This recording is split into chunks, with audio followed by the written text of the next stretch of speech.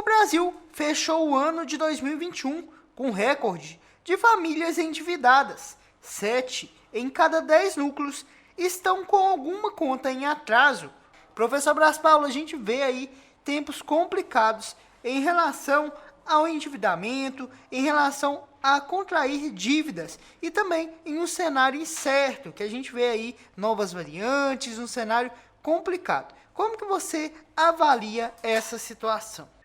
Guilherme, bom falar com você, nossa audiência mais que qualificada, e alguns pontos que nós, de forma recorrente, vamos tratando nas entrevistas e que, de repente, vem à tona algumas situações que são muito práticas, muito reais. Quando a gente dizia, por exemplo, da queda da renda das famílias, cai a renda, mas não cai as despesas. Ao mesmo tempo, as pessoas estão vivendo num processo de uma inflação muito alta, aonde quando se fala numa inflação medida pelas instituições financeiras aí na casa de 10%, na vida do cidadão comum aumentou em média 30%, principalmente dos mais pobres, porque aqui, o que é um dado importante? Para as famílias que têm acima de 10 salários mínimos, né, que é um grupo menor no Brasil, mas tem essas famílias que ganham mais de 10 salários mínimos, a inflação pesa menos. Por quê? Itens como combustível, arroz, feijão, carne, esses aumentos, eles vão, vamos dizer assim, representar pouco naquilo que elas já têm de ganho.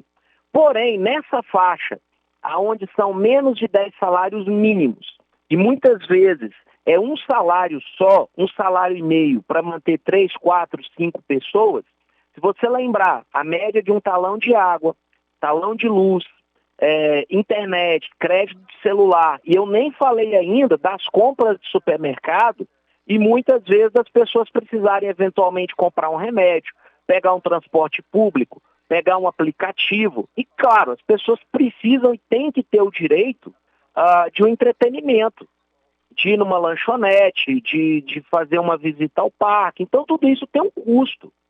E nós estamos falando agora das pessoas já preocupadas com IPTU, IPVA e outros impostos, sem contar a volta às aulas, que tem despesa. Ou seja, esse endividamento, para além daquelas questões de quem talvez extrapolou um pouco aí na época do Natal, ele vem de questões recorrentes, não de despesas, vamos dizer, extras, mas dessa despesa normal, que todo mundo que tem uma casa, né, tem que cumprir e que muitas vezes não consegue, principalmente quem lá atrás financiou casa, financiou carro, financiou algum veículo e que muitas vezes o reajuste está conectado também à inflação, subiu muito. É a mesma razão pela qual muita gente deixou de pagar a faculdade, saiu da faculdade, deixou de estudar porque não cabe mais no orçamento. Então essa pesquisa, ela só confirma esses vários tópicos que a gente vem conversando aí ao longo do tempo, viu, Guilherme? Então, cenário preocupante em relação ao endividamento, né, professor? Não, preocupante. E aí, como se diz, dentro da questão das dívidas, uma recomendação dos especialistas é priorizar e, ao mesmo tempo, tentar renegociar. Nós sabemos que tanto Copasa quanto Semig, elas abriram processos para renegociar dívidas, porque são dívidas recorrentes e que você não pode ficar sem esses dois, vamos dizer, produtos, esses dois serviços que são essenciais, mas tem outros. Teve gente que entrou no cartão de crédito, teve gente que usa o cheque especial como complemento de salário, e tudo isso vai virando uma grande bola de neve. E aí qualquer situação que saia um pouquinho do ritmo já faz com que toda a família entre num processo aí de colapso financeiro. Então, a chave é tentar renegociar, em certos casos, pegar um juro mais baixo para pagar, por exemplo, o cartão de crédito. Então, compensa pegar um empréstimo no banco se for para pagar o cartão de crédito, se você tiver condição, obviamente, de continuar pagando as prestações. Porque aonde o juro é maior, é de lá que a gente tem que correr.